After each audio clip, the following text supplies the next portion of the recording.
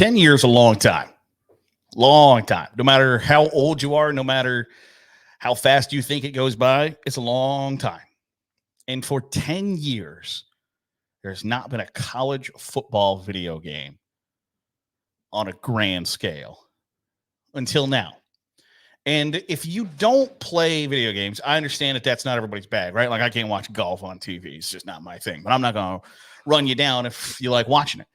If you don't play video games or you're not tuned into the video game world, it's a huge business. Video games is bigger than TV, movies, music combined. There's more money spent on video games than people go to the movies, people buy DVDs, Blu-rays, digital rentals, whatever the case may be, and music. If you didn't know, now you know. It's huge. It has made its way from kind of used to be, you would joke about dudes living in their mom's basement. All they do is play video games, yada, yada, yada, to somewhat mainstream, right? Like to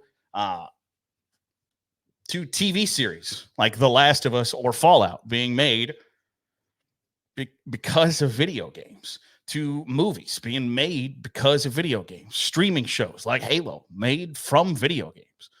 It's a huge, huge deal. And for a decade, college football didn't have a video game. And I just wonder what that impact is or will have on the sport. And I know it's easy to diminish that. It's easy to say like, hey, if watching college football on a Saturday night didn't turn you into a fan, you probably weren't going to become one. I wholly understand that argument. But like I'm a case study and I like Formula One racing. Well, truth be told, I don't watch it all that much anymore because you know it's going to happen every week. But I got into Formula One racing from the video game. How many people started watching the NFL back in the day because of Tecmo Bowl? How many people got into the NHL because of the NHL video games? NHL 94 was a huge deal back in the day.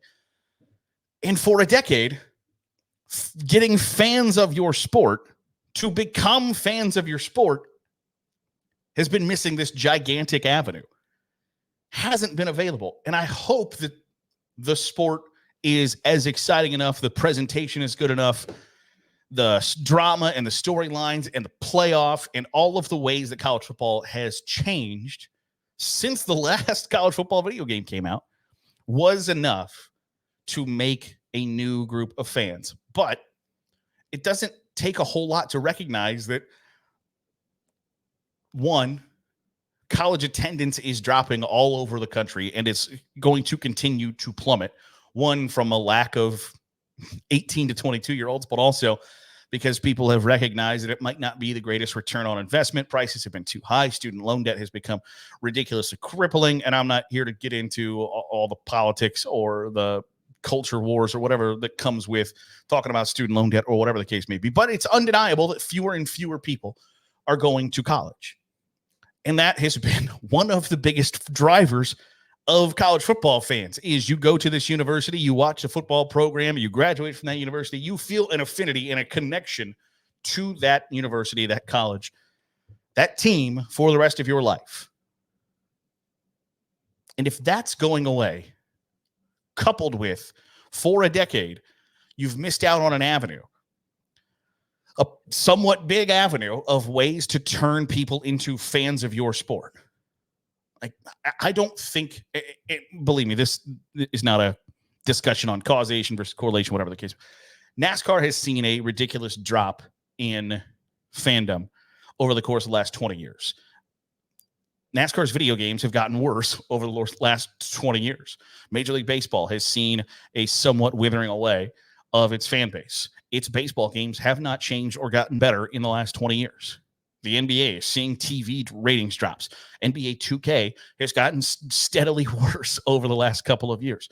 Now, the NFL is its own kind of behemoth, but the NFL video game has gotten steadily worse over the last 15 years. College basketball is maybe at its least popular, at least in the men's game, its least popular spot in a really long time. Doesn't have a video game. And I'm not saying that if EA Sports was to make a college basketball video game, the ratings would go back to skyrocketing or whatever the case may be. But when you have that ability to take video game players and turn them into real life fans, I think it's a good opportunity to have, and college football didn't have one for a decade. And if you look at things that were non-existent for 10 years and tried to come back, or whatever the case may be, or tried to make a resurgence, what have you, it doesn't necessarily go all that well. Now, I think the fan base of college football is strong enough to wither away, or sustain is probably the better word, sustain not having a viable video game for a decade. But at some point, when the people who are without a game for 10 years, like I was 24 the last time the video game came out. So I'm right in that like wheelhouse of this game is built for me, and it is a big deal. But kids who are 22 haven't ever played a college football video game, might not care that there's a college football video game coming out, are probably cemented into buying Madden in 2024.